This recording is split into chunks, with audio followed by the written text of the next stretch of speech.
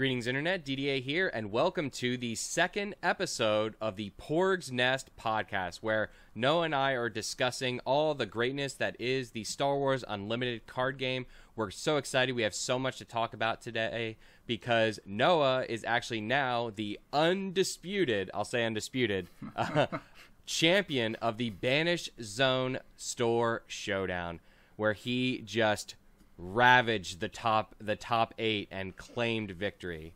So Noah, how do you feel? I feel like I'm having the mic and it's like, are you going to Disneyland now? I don't know. I honestly don't know how to feel. I went through most of the day just not enjoying my deck, and then it just decided to start working after somehow I made it into top 8. So, yep, yeah, because you actually squeaked into top 8 with a 3-2 record, being bottom seed, but then going. It's so funny because I remember talking to you right before they announced Top Cut, and you were struggling with the deck, and you said to me, you're like, I can see how this deck can win an event, but it's just it's not for it's just not work. It doesn't line up. It's not for me. And then lo and behold, can you see how it can win an event? Yeah, I guess so. Oh geez, this is great. So Noah taking the Banish Zone Store Showdown with Sabine Yellow 30 HP, and then myself knocked out in top 4 after an amazing top 8 match. Knocked out by yours truly here, Noah. Can't be mad about losing to a teammate and a friend. And our match was insane. But we will get into all of that and talk about our lists, talk about our experience. But first, we do want to briefly mention a 1K that actually happened a week ago. There's just so many events that are going on right now for Star Wars Unlimited. So we wanted to mention, actually, we had a great showing at that event, our group as well. Noah, actually 3 members from our group and playtesting group actually ended up top cutting. I bubbled out at 3-2, but Harrison went undefeated. Actually, Harrison has gone undefeated at in the Swiss of every major event that he has attended so far with his Sabine ECL deck. Incredible player. And then Noah, how did you do in that 1K? I think I ended up in 6th seed in the top 8, so I felt pretty comfortable.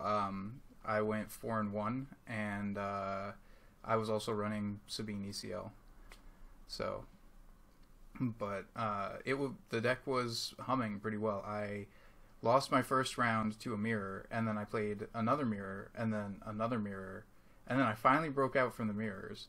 But I managed to win the next 2 mirrors. I won against a Boba Green, which was also played by a member of our group who made top cut, JR.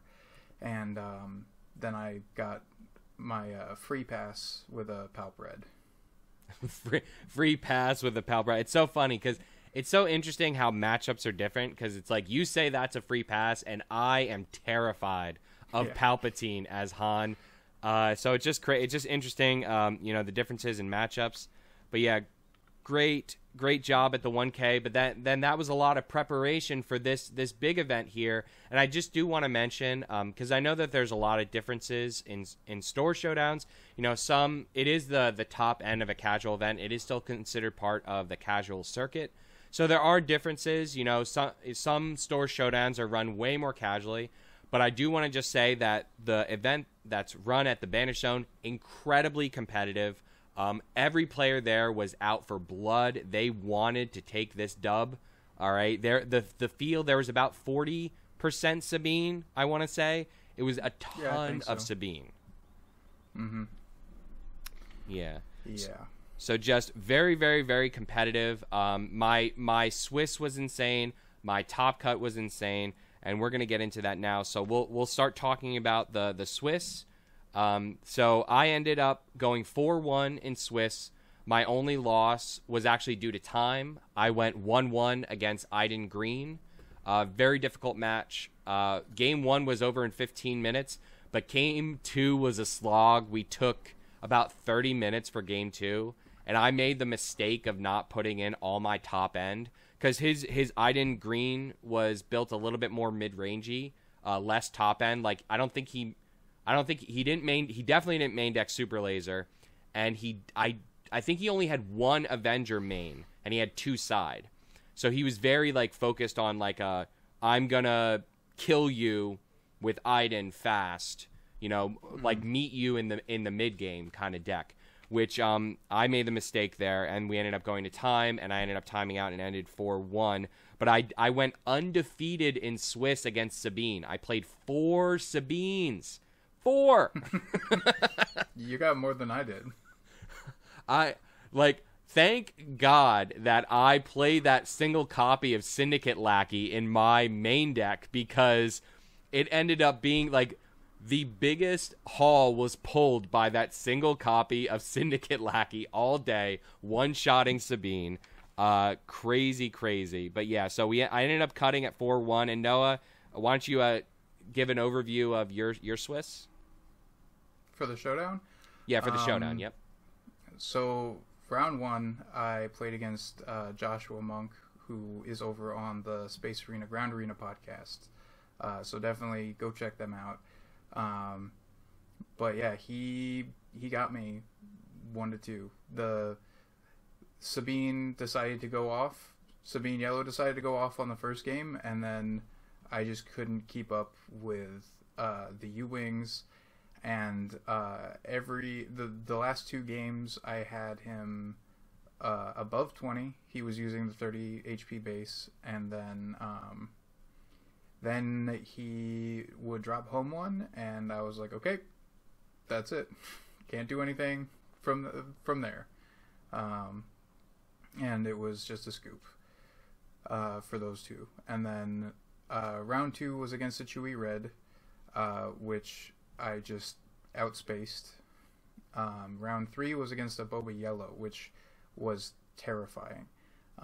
Those cunnings are brutal against Sabine. Yeah. But he didn't draw any. So I believe I 2 and I can't remember if I 2-0'd or 2-1'd him. But he just didn't manage to draw any cunnings in any of the games. And I just went it was a 2-1 because game 1 I went space, and then game 2 I had to mulligan a bad hand, and then I only got ground units. And then game 3 I went back to space. And I won the games that I went to space. And it was only because he didn't get cunnings, because that cunning would have completely just turned off my entire field in space for a whole turn. And then round 4, I played against a Krennic Green, and it was just a brutal uphill slog. Yeah. Game 1, I could not get rid of Krennic. Right. He healed 5 times off of Krennic, even with 2 triggers from Wolf. And he healed off of 3 Vigilances. Wow. And off of 2 Macon openings. Was he running Cargo Juggernaut, do you know? I don't know. Huh. I didn't see Cargo Juggernaut at all. Okay. So, but he was using the 30 HP base, not not an ECL. So that was at least 60 damage to base that I did that one game. Yeah. And then game 2, I just didn't get anything. Like, I was getting terrible draws, and then the same for game 3, so that was my second loss. And then round 5, I got paired against a Cheer at Red, and I 2-0'd with just a better space package. Yeah. Falcon is so impactful. Falcon's insane. Yeah, I know this. Han Green.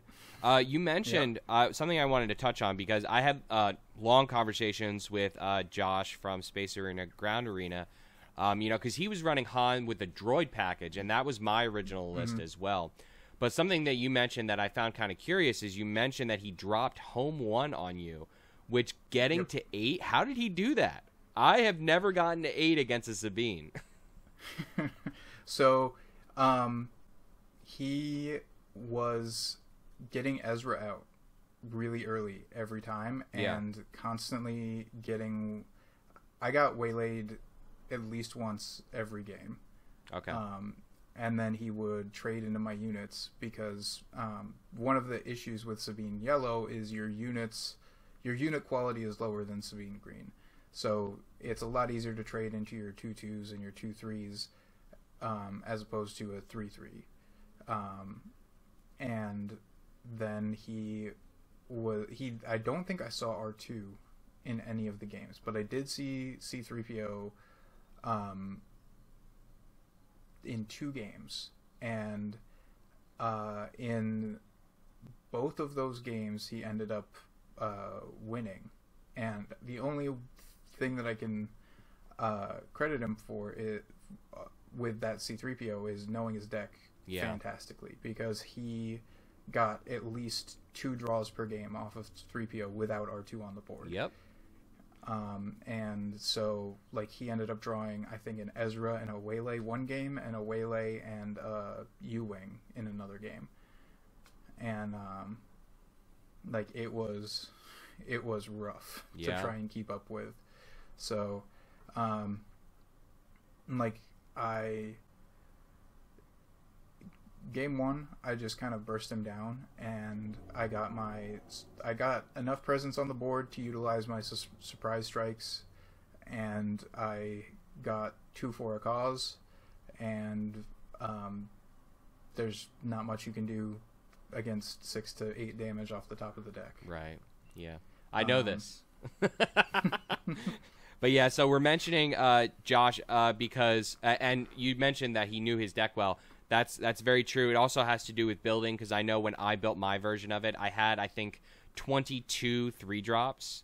So and he mentioned this to me as well, that he just always calls 3. The rule with Han droids is you go always call 3, but then when you get to the Han flip turn, you want to call 7 so you can protect your late game drops, so you don't resource them with Han, which is, I'm assuming, when he drew the U-Wing, he probably named 7 on the Han flip turn, I'm assuming. Yes. Yeah. That's a very classic Han play there. I think I did slow him down because I layered his Han on his deploy turn, but it didn't really do anything for me. Right. Yep. So you know, so Josh was one of the top 8s, one of the Hans. So the top 8 ended up being 2 Hans, myself, the Krennic player, the Krennic Green, 3 Sabines, right? Yep, 2 green and the yellow I brought. Yep. So Noah made it, Harrison made it, and then I think his name was Tony. Also, was another Sabine ECL that made it in. And then I think that's. And then also the Luke Green. There was a Luke Green that got top 8 as well. So really great players. Like I said, every player was out for blood. Top 8, the top 8 round. You could tell everyone just wanted the dub. They wanted they wanted that champion Mace Windu. Harrison came in hot, undefeated from Swiss. His second undefeated Swiss in major events. This guy, he's a friend. He's a fellow playtester in our group. He has challenged me time and time again with all my decks with his incredible aggro play. You know, they're playing a good, and this goes with Noah as well. Just playing a good aggro player, it's like night and day. When you play an aggro player that doesn't know how to either sequence or doesn't know when to trade or when to claim, like these are like. People say aggro is mindless beats, but it's really not. There's a lot of nuance to it. You got to know when to push damage, when to trade units, how to sequence, how to lane dodge. There's a lot of nuance to aggro, and when you play a really good aggro player, I believe that the Northeast has the best aggro players for this game because the Sabine players here are crazy good. It's a bold statement, but I'll take the compliment. Oh, I've seen the streams. I've seen them. I see the other Sabine players. We got the best We got the best Sabines here, straight up. They challenge me with my mid-range decks. But yep. So Noah, why don't you talk about your top 8 match against Harrison? Unfortunate, some friendly fire there, but you cannot be mad about losing to a friend. I think this is actually my first time playing Harrison in a constructed event. Like, we've played some pickup games, but I have never gotten matched against him before, and they were really tight games. The first game, we were both racing, and I just happened to make it to get it. I got him down to 6. He had me at like 4. He's running ECL, so he only had 25, but I had 30. So if I had had ECL or Jeddah City or something, I would have been out in that game for sure. But I got I held onto a surprise strike, and I had Sabine out still, and that's 6. So then game 2, I just kind of floundered. I kept drawing the events and not getting enough units on board to be able to race. And then he just overran me. I think I scooped game 2 because after I deployed Sabine, I swung with Sabine, and then I think he rebel assaulted, or he played for a cause, and I knew I was like 1 to 2 actions away at the start of turn 5, and there was no way I could come back from that. So I just scooped, moved to game 3. Game 3 was super tight. It was a race. He turn 4 or turn 5, he had out Dodonna and Sabine, and he ECL'd K2 into my Sabine to kill it.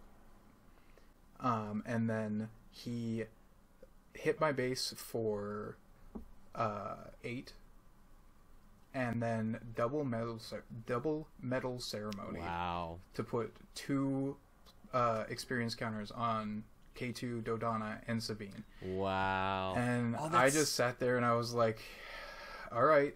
That's such an interesting interaction. I never thought about that. The ECL getting the attack to enable the medal ceremony.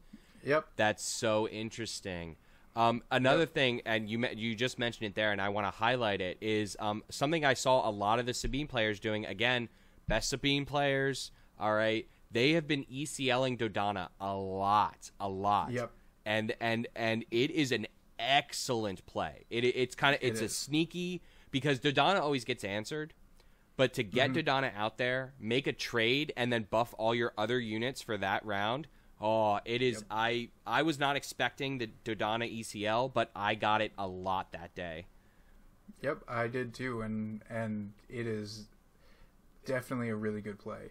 I had an A-wing out still. Or no, I had Falcon. Yeah, I had Falcon and something else on the ground. I think it was... I can't remember. It hit for 3. Yeah. That's all I remember. So I swung for 3, and I needed 4 off of a 4 cause. And I got my 4 off of 4 cause. I had initiative, I swung for 3. He rebel assaulted me to take me from 14 to 29. Wow. And then I played 4 cause, hit all 4, and that was game. It was super tight. I was at 1. It was I didn't think I was pulling through that at all. Yeah.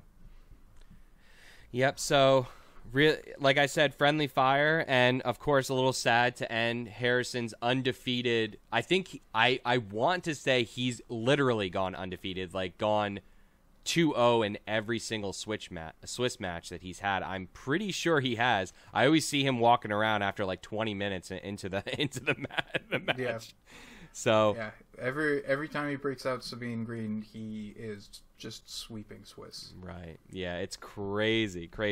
Sabine still strong in the meta. People are talking about these control decks, these double blue Iden and Iden red and Vader blue, or Vader blue. Yeah, people are talking about those control decks.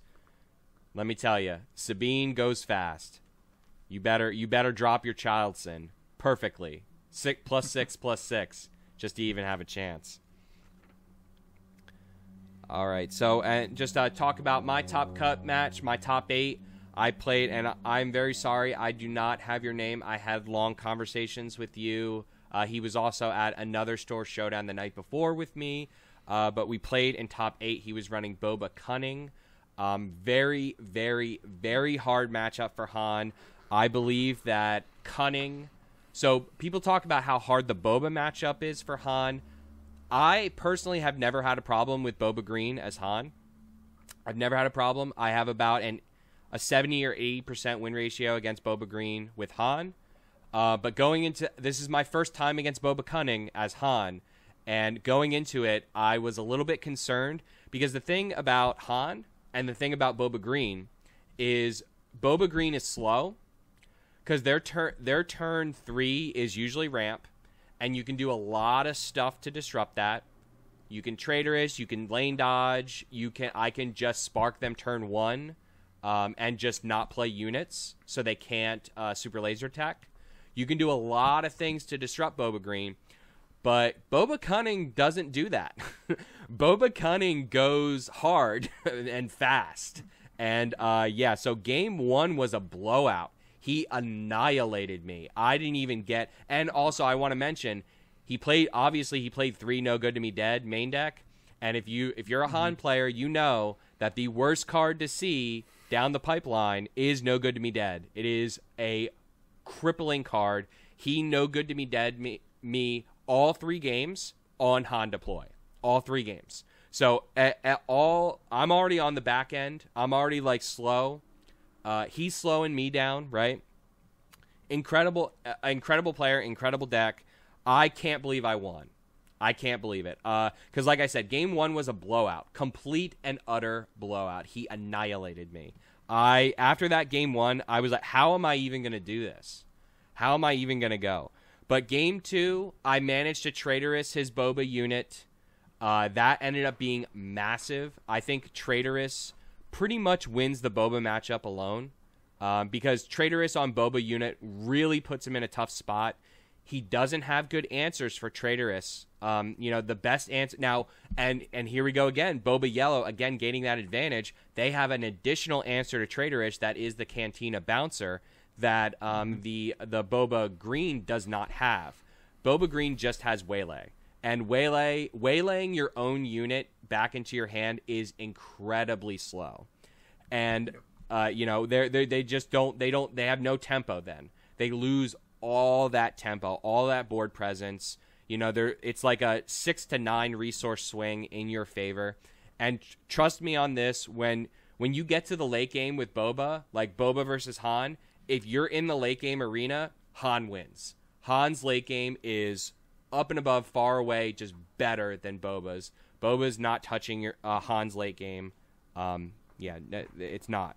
So but again, with the Boba Cunning, they don't care about the late game. They're not going for the late game. They're just going to kill you. Mm-hmm. They don't have a late game. Their late game is you die. Their late game is fire spray. That's it. So game 2 was really interesting, and I did a very interesting play that surprised the Boba Cunning player, surprised even myself, because I sparked him after I had traitorous on his Boba unit, and he had a 2-card hand, and he had Cantina Bouncer and Fire Spray.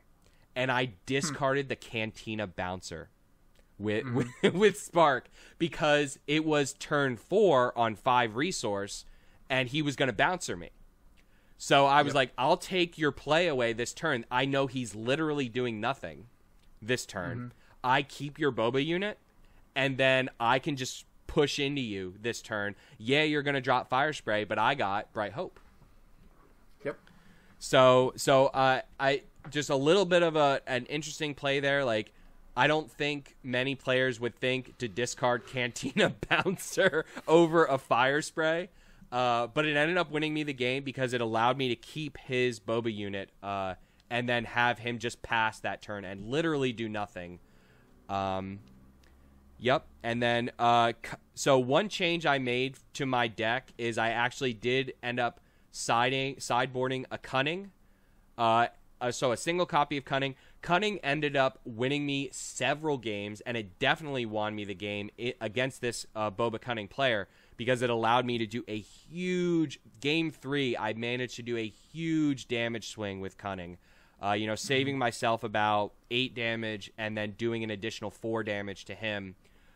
Just Cunning is so powerful, even on 6.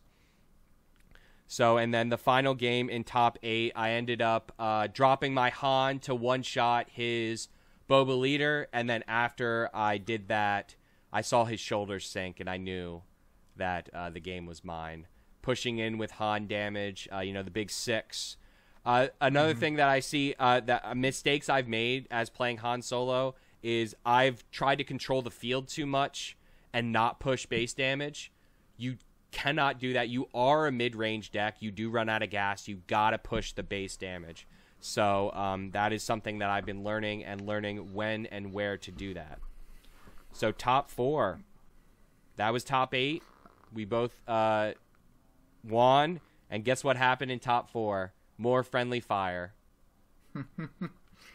Yep. We faced each other. And I was sure I was going to lose that matchup. I had already played Han Green before. I've played your Han Green before. I have never felt comfortable with Sabine against Han Green, even though it's a fairly even matchup in most cases. But I know you teched against Sabine, and I was just sitting there, and I'm like, well, one of us is making it to finals at least. Yeah. That's what I sat down. I said to Noah, I don't care what happens here. One of us is making it to finals. I was laughing because he was so downtrodden on his deck, and I was like, dude, what happens if you take this whole event? You. Yep. What happens indeed. Yeah. So game 1, I think I'm pretty sure I crushed you pretty hard game 1, if I remember. Yep. My board presence was just not there, and then you got to a U-Wing, got double Sentinels, and I was like, okay, scoop. No point in drawing this out and wasting time. Yeah. And then game 2, I got the nuts. I kept the surprise strikes coming, and I think that was the game I surprise striked you with a rogue operative with red 3 out and did 8. No, I think that was game 3. That was how you got me into lethal with the double 4 cause. Yep. Yeah, so just one thing I want to mention about the difference between Green Sabine and Yellow Sabine, specifically against Han. I had a 100% win ratio against Green Sabine. And all I do against Green Sabine is I base race. Because they got 5 damage, they got ECL. I'm 5 damage up at the start of the game. That's another thing. Game 1 is when I dropped Greedo Battlefield Marine on you. Turn 1. Oh, yeah. That was a nightmare. 6 damage on field start of turn 2. I was like, okay, that's fun. People are like, Leia Greedo turn 1. No. Battlefield Marine Greedo turn 1. You gotta sip your champagne in the first class Millennium Falcon seats for Han's turn 1 double plays. Yeah, that was crazy. I think after I did that, the turn 1, it's crazy to think that a game is decided on turn 1, but I think against Sabine, a lot of the times it is, especially like when you meet them in lane. Like every game that I falconed into an A-wing turn 1, I knew I won that game. Like a game was over. As soon as you can get ahead of Sabine, it becomes like your win chance goes up immensely. So if you, and that's why lane dodging is so important most of the time, but like lane dodging doesn't help you when you can put 3 attack power on the board in the same turn. Yeah, that's the just the crazy race. Yeah. Oh yeah. So yeah, so I wanted to mention that I feel like people always wonder, they're like, what's better, Sabine Green or Sabine Yellow? I am not afraid of Sabine Green, but I think Sabine Yellow, I think if we played this match 10 times, it's either dead even 50-50.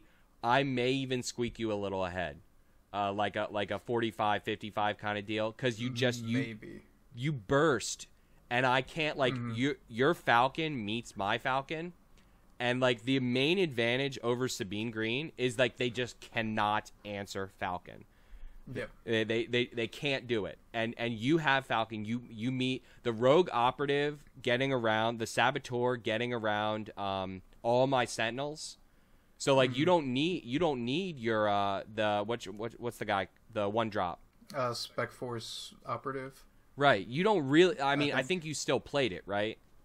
Yep. It's still very important because you can't always count on having Saboteur on the board. And a lot of times, like in the control matchup, they'll just kill the Saboteur. Right. But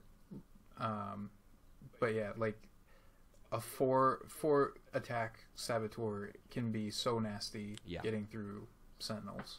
Yep, it just gives you another layer that that makes it really difficult to control the field against you.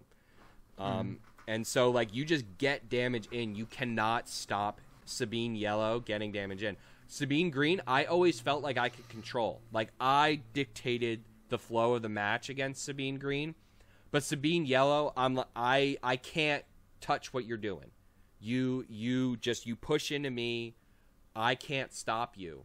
So, really, my only option is to just play bigger stuff. Like get, and that's why I was asking you about the home 1 play that Josh did earlier, because I was surprised he was able to get there against you.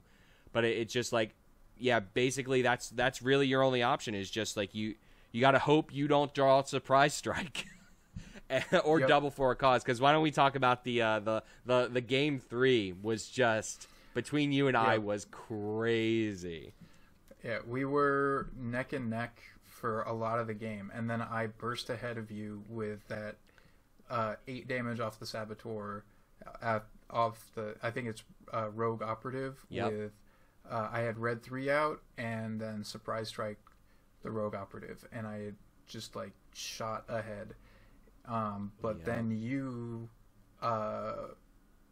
U-winged, and then I claimed. I had Sabine out, and I had 2 for a cause in hand, and I know Han was not fast enough to burst me down in 2 actions. Like, the only way you would have been able to do that is if you had 2 Rebel Assaults in hand.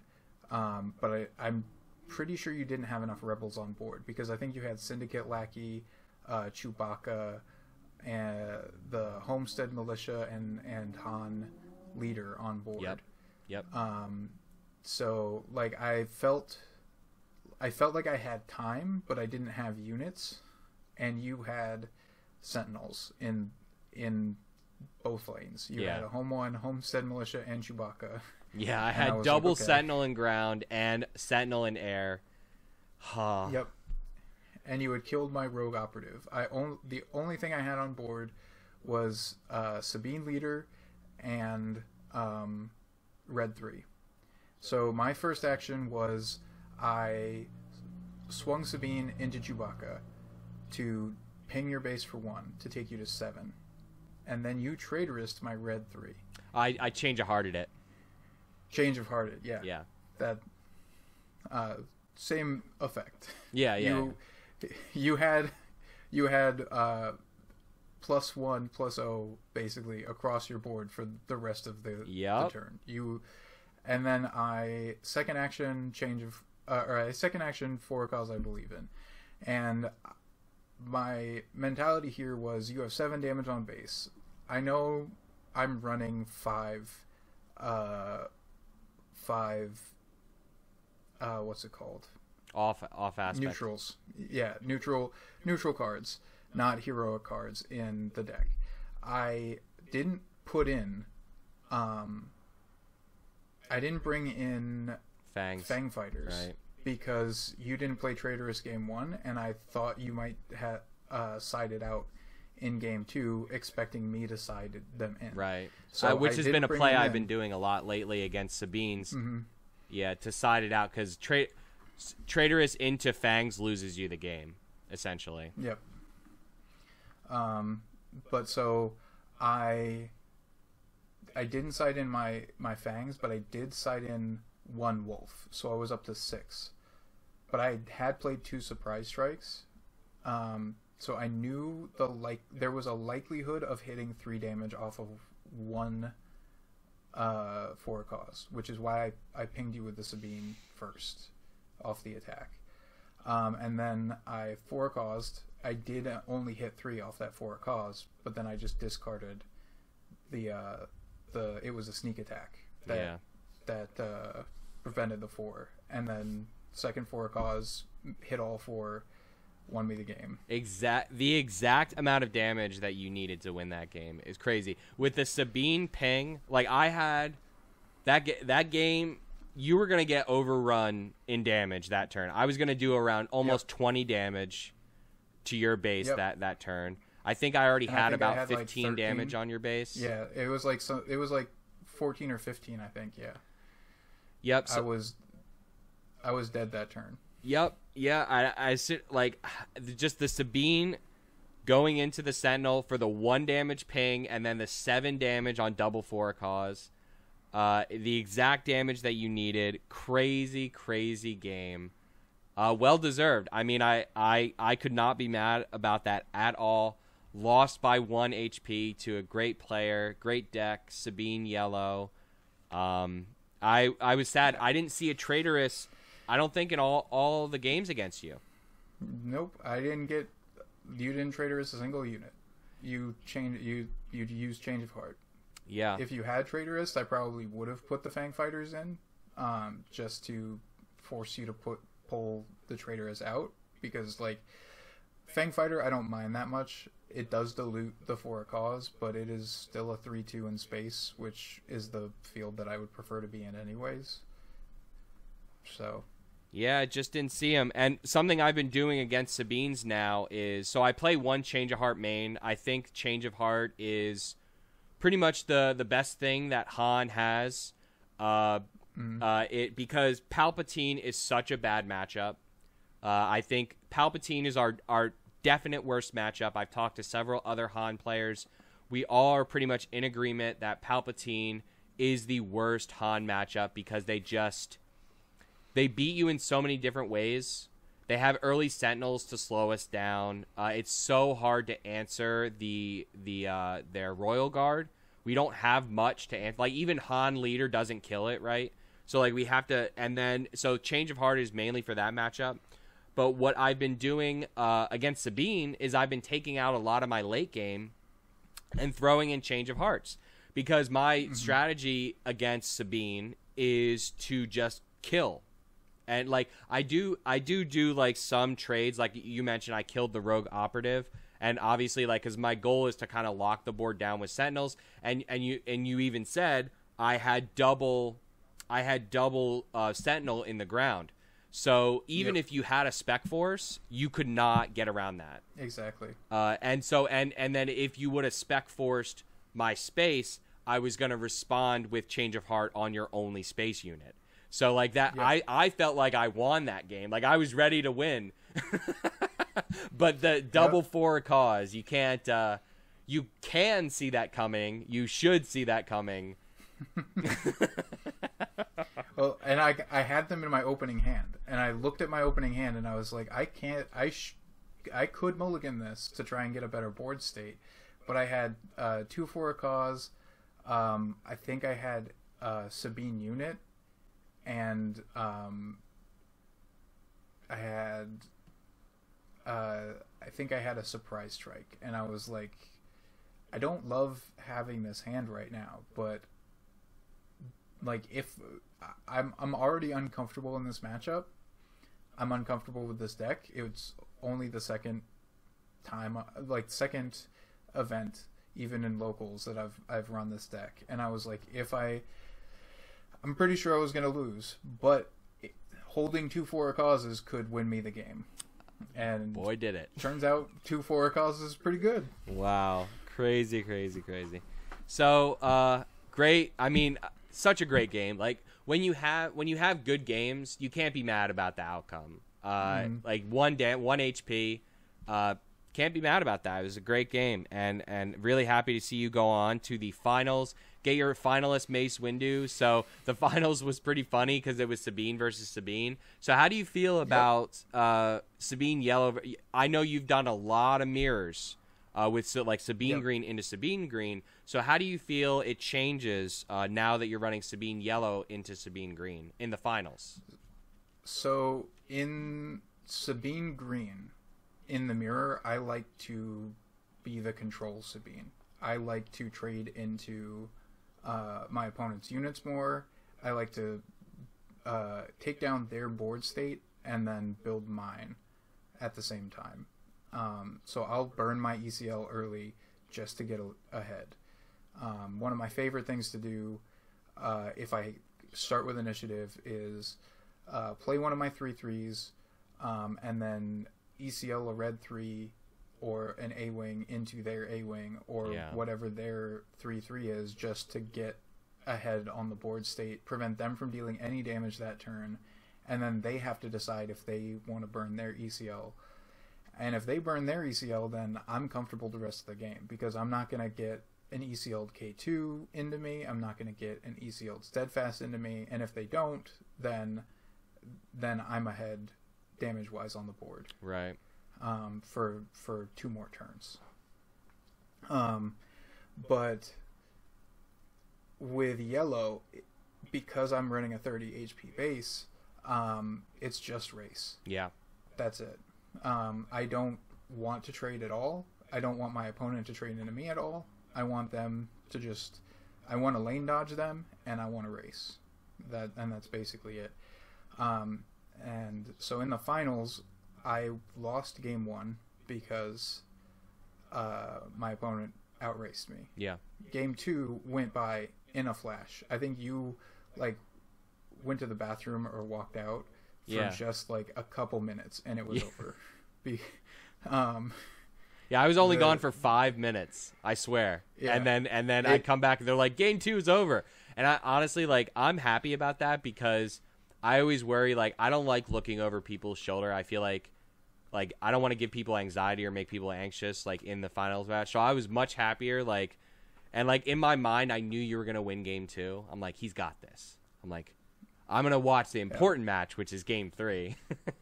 Well, racing Sabine is really easy when you draw the nuts. When you get your A-wing into wing leader into red 3, and then at that point, he just scooped, because he was like, yep, I can't race that. Yeah. So then it went to game 3. Game 3 was really tight. It was neck and neck. The last turn, he had... I had initiative. I surprise striked with Sabine leader.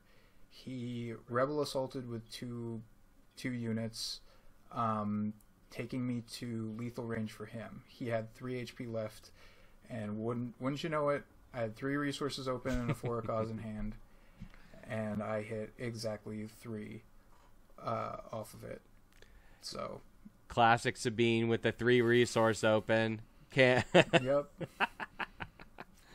I have taken a 4 cause I've been hit by a 4 cause for game in the mirror so many times, and I am just like, it is wild how every single top 8 match for me went to game 3, and every single game 3 I won because I had the 4 cause. Yeah, so that's one of the things, like, so, and just talking about our matchup again, that's one of the things, like, I have been siding out Spark of Rebellion against aggro because it's too slow. Like, if I don't play a unit, like, you don't really care about, like, discarding a card. You know, you just want to play units and kill me. So I've been siding it out. I think it's mostly right, but I may start keeping 1 or 2 in just to maybe late game pull the 4 cause out of their hand after I lock down the game. Yeah, I would say if you win game 1, definitely keep them in. Okay. Because they're going to be starting with initiative, and they're going to try and burst you into the finisher range of a like Rebel Assault or Heroic Sacrifice or 4 cause. Right. And so if you get in that range and your Sentinels are offline, just burning those 2 resources to pull their win condition out of hand can win you the game. Yeah, it's a light nuance there, because I've been putting Bamboozle in versus Sabine because it's great, because all Sabine players, again, best aggro in the US in my opinion, everyone has learned with our Sabine players that you do not wing leader your Battlefield Marine. You do not do that. You, because traitorous waylay, you wing leader Sabine, you metal ceremony Sabine, and what is an excellent counter to that is Bamboozle on Sabine, tap her down, all that experience goes away. So I've been putting in Bamboozle, and it's been working out great. But I may have to keep a couple sparks in there, just maybe like 1 or 2, just for the late game, because I can't afford to do it early game. I need to push the tempo, but yeah, it's just interesting nuance there. Did want to mention that the list that you were using to win the event, again, congratulations, great showing. Thank you. The list that you were using was from Rebel Resource, and you and I talked a lot about kind of the difference between Unplayable's yellow list and Rebel Resources yellow list. The big difference to me is that Unplayable is pushing for Jeddah City, and then Rebel is on the 30 HP. And you and I discussed this thoroughly. I think we are in agreement. We fully believe if you were running Jeddah City, you do not take this event. If I had been running Jeddah City, I would have lost every Sabine mirror. The 4 damage would have bought me a turn, but like it wouldn't have ever been enough. And it would have slowed me down. Every game I won against Sabine was because I had the initiative, and spending that 1 action would have lost me that initiative on the winning turn. Yep, and likewise against me, I feel, I only lost by 1 HP, and that's because I was trying to control you. Because I realized that against Sabine Green, I base race. And I had a 100% win ratio that day against Sabine Green. So it really works, base race on Sabine Green. But against you, I can't outrace you. I can't. Your burst damage is way too crazy. And you have the 30 HP base. So I had to control you, and it's so hard to control you. So the 30 HP base puts a lot of decks on the back end against Sabine. I think it's definitely the superior choice. Yeah, there's niche situations where Jeddah City would be helpful, like against control with a Childson or against like Chewbacca, but I don't feel like it is relevant enough to make me want to use to lose that 5 HP on base and burn an action. Right. So I like having the 5 extra HP. I also like not having another moving part I have to keep track of in a deck that's already fairly high variance. Yeah. Yep, I completely agree. And yeah, and like I said, you know, in our discussions, yeah, the Jeddah City on Sentinels, Jeddah City on Chewbacca, Childson, very relevant. You already have a great matchup against Control, so you don't really need that. Do you you side Bamboozle too, right? Yep. Yeah, so that's an excellent Childson answer. You don't need the Jeddah City. And then you know, against Han, half the Hans out there aren't running Chewbacca. You should be running Chewbacca if you're Han, but half of them aren't. And then the other half, like me, I would just not play Chewbacca, and I would just base race you. So definitely the superior choice there. But you did have a few differences from the unplayable list. So why don't you talk about that for a little bit? So I pulled out the single copy of the Rebel Resource. The Rebel Resource, my bad. Is what I was working off of. I pulled out the one R2D2.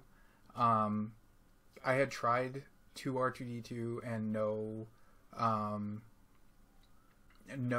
Rebel Pathfinder because he was running 1 and 1. And I really don't like running 1-ofs. So I was like, I'm going to either go in one direction or the other. And I decided to go in the R2D2 direction at our locals last week. And it wasn't working out. And that was mostly just because of my matchups. And then I decided to try out the 2 Rebel Pathfinders for this. And I want to like Rebel Pathfinder, but I just have so many 2 attack units that it just doesn't feel worth it. And I feel like the little bit of consistency off of 2 R2D2 is probably the better way to go. Yeah. I don't know if you want to sideboard those Rebel Pathfinders for control matches. I don't think Rebel Pathfinder helps enough. In my opinion, because it is just a 2 attack, so like Chewbacca can swing into it, doesn't care. Right. The 4/3 can swing into it, doesn't care. Right. The Childson just laughs at it. So like it and like same thing, like Royal Guard doesn't care about it either. Yeah. The one thing I will say about Pathfinders, though, my main 2 decks are Han and Luke. Me being a big Luke player, I have always advocated for the Pathfinder for you because it's a hard counter to Dispatcher turn 1. The Luke Green out there, like if Luke Green ever there was a top cut Luke Green there, you managed to dodge him in the top 8 matches, but Rebel Pathfinder pulls a lot of weight in that matchup. It does. It's basically just an extra couple slots for the Sabine unit in that matchup because Sabine unit also does the same thing in effect against that Luke deck. But so it adds to the consistency in that matchup, but I don't feel like Luke is sticking in the meta very much. No, you're right. Yeah. I feel like maybe the R2 is the better bet just to kind of like shore up because the main weakness of this deck, which was what was driving me crazy, is I played a lot of high variance decks in Destiny, and I lost a lot of games because of it. Yeah. And getting to like playing, I was huge advocate for Sabine Green just because of its consistency. Like you have so many just solid cards in that deck that just do the job that they're supposed to do, even though it's a simple job. And it's like it just felt so nice to go from playing aggro decks in Destiny, because I never jumped on the Pomaz train, right? But like a lot of the other aggro decks in Destiny were fairly swingy, but having that consistency in Sabine Green without it being oppressive was nice. Yeah. But having like with Yellow, your ceiling is so high, but the floor feels so bad. Yeah. Like, when you just are like, I'm going to drop a turn 1 Leia with nothing else. And it's like, oh, great.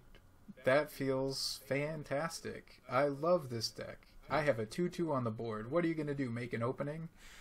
Great. Wow. I did nothing turn 1. Yeah. And so, like, I feel like having the R2-D2 lets you kind of play with hands that don't feel great, Right. because you can deck fix a little bit. And like, the other matchup that Pathfinder is good into is Boba, Right. because you can swing into those crafty smugglers and take them out. But I also am finding that, like, I can race Boba better than Green Sabine, so why would I want to Waste the damage. even worry? Yeah. Why would I worry about killing the crafty smuggler? And R2-D2 can potentially live a Greedo, so Right. so I think maybe R2 is the way to go. Yeah. Yeah, I definitely and agree. And then in the sideboard, I took out one of the black ones. He had one black one in the main deck and 2 in the side. And I took one black one out of the sideboard and put in an extra Lothal Insurgent, because against Hero Green, I needed more 3 attack bodies to force you to actually trade. Yep. with some units, because having a Battlefield Marine swing into a Leia or a Rebel Pathfinder is like, oh, that's cute. Or Sabine, right? Yeah, or Sabine unit. Yep. Yeah, so it's just I needed more 3s so that you would at least get punished for killing my unit. Absolutely. Yeah, very, very good point. And so, but those were the only changes I made. There are some changes that I will probably make now, because just for personal reasons. But I do think that it is a good deck, and I think people should definitely go check out that video. It's fairly recent. He did a full breakdown of the deck, how he brought it to win a 1K, and he broke down every matchup, what he sided in, what he took out. It's a great video, extremely thorough. Definitely recommend that. Awesome. All right, so as kind of a closing point here about just our awesome performance, I'm going to say sweep. We took it, dude. Champion, Yep. top 4, we did it. You know, we can't, like, done. GG's. GG's to all. Yep. But no, as a final point, I just wanted to kind of say, like, what do we felt the card in our deck that overperformed, and maybe a card that underperformed throughout the day, or maybe our favorite card or our favorite plays, the best card, the card that stands out to you. So what do you think that is for your Sabine Yellow? I mean, overperformed is obviously for a cause. There's no question about that. Underperformed, I would say, probably Leia, actually. Really? I have loved Leia, but she just feels slow. Yeah. 2-2. In this. Yeah. So I don't hate her, but I expected to really like her, because I ran her in other decks before. Right.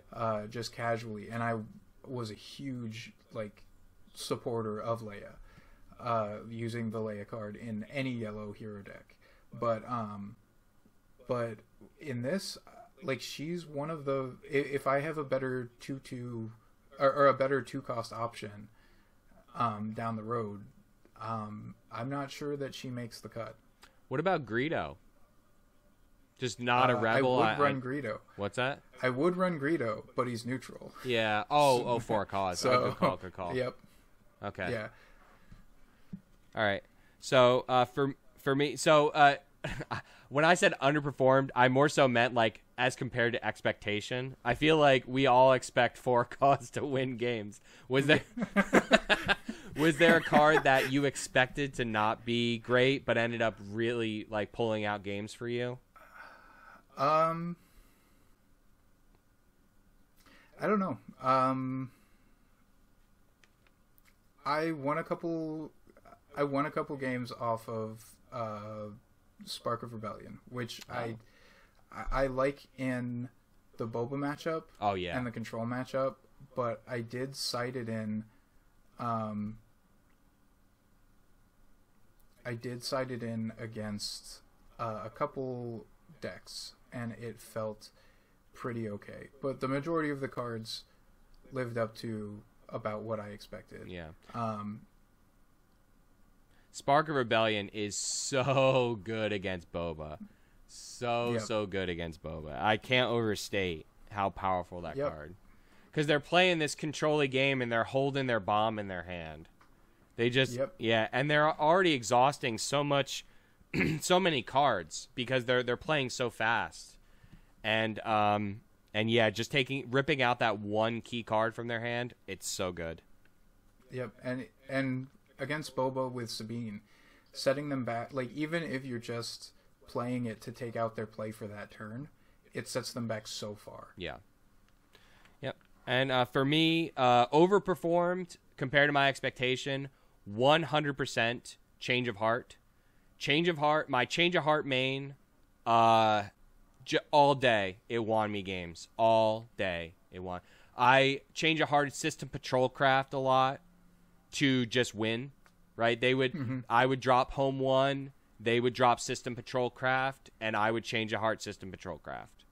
And, that it won me so many games. Against Sabine, it's even good. It's like one of the big things with Han is K2 is a monster because he discards a card from your hand. And these Sabine players are getting smart, and they're not just doing the 3 damage. They are discarding a card from our hand and taking away our Home 1, our U-Wing, our win game, our win card from our hand. And we're exhausting so much. Like, Han players are discarding cards from their hand left and right just to keep pace with aggro decks. And then for them to just go, discard that U-Wing from your hand, it wins the game. I've lost several games due to K2 discard. Change of Heart is a great answer to K2. Take that K2, you save yourself the discard for that turn, potentially can do a 2-for-1 swing into one of their units, kill the K2, then get the effect yourself, or you could just push in damage. It's surprising. You wouldn't think a Change of Heart would be good against Sabine because it seems slow, and it is. But when your goal is base race, which 9 times out of 10, when I'm playing Han, my goal is to base race Sabine. It's that last card that just kind of wins for you. Cunning is another one. I really, really, really want to try to fit a second Cunning in my deck. I cannot find the space for it. Deck list is so incredibly tight. I run 1 Cunning in the side right now. I wish I could fit a second one in because it just wins games. It's kind of similar to Change of Heart. I may almost go to swap out the main change for the Cunning and then just play 2 change in the side. The Palpatine matchup is so bad that I really do think 3 change of Heart is the way to go because it helps in all matchups too. And also I won a game against a Luke Green player, not the Luke Green that got top 8, but at a previous Store Showdown, I won a game against Luke Green by Change of Hearting his Home 1 when I had Home 1. So I defeated his Home 1. It was like a vanquish, essentially. So yeah, Change of Heart for me has been just way overperforming. Underperforming, what card is underperforming? Honestly, like I go back and forth on Rogue Squadron Skirmisher a lot. Certain matchups, it hits great. Boba, it's really good, because usually you can kill one of their units that they've previously ambushed and live and get another card. And then you can grab Leia to tap down Boba or tap down whatever they're going to OB, tap down Fire Spray. So it's really good because the margins are so thin in the Boba matchup with the base race. So but that's about it. It hasn't been great in a Sabine because the game is just so fast. Oh yeah. And then I mean it's been okay. It's just like having am I going to hold this 6 card in my hand? No, I'm just going to resource it and do something else like now that I can gain advantage on. But yeah, so it hasn't. I go in and out with it. But yeah, so that's it for me. So final thoughts on the event. Noah, final thoughts on the meta, maybe. Well, the Banish Zone is a fantastic store. If you're in the area around Reading, Pennsylvania, definitely go check them out. They have singles and a really great case full of legendaries that are still in high demand. Yeah. And the owners are fantastic. Store is great. Also, like I am having a blast in this meta. Like even with quote unquote off tier 1 decks, they are still like pushing. Yeah. Like Boba Yellow isn't considered like top 3, but it is still a threat. Same thing with Han Green, Luke Green, and control is scary, and it's getting scarier as people figure it out more. Absolutely. Yeah, big shout out to the Banish Zone. Great, like I said, very competitive scene out there. So yeah, it was a tough day. Noah took it, and so we're having a lot of fun over here. Random Number Gaming, the Porgs Nest podcast. We'll be coming out with tons more content, more episodes of the Porgs Nest podcast. We're going to be coming out with deck techs. We're not going to probably redo the Sabine Yellow because because Rebel Resource has a great video on that. But I'll be doing a video on my updated Han list, and I have a new secret special brew that of Luke that I have been working on that I think is actually sleeper OP, and I'm going to be coming out with a deck tech on that as well. So please hit that like button, hit subscribe. Thanks for joining us, and we'll be here again soon. We'll see you later.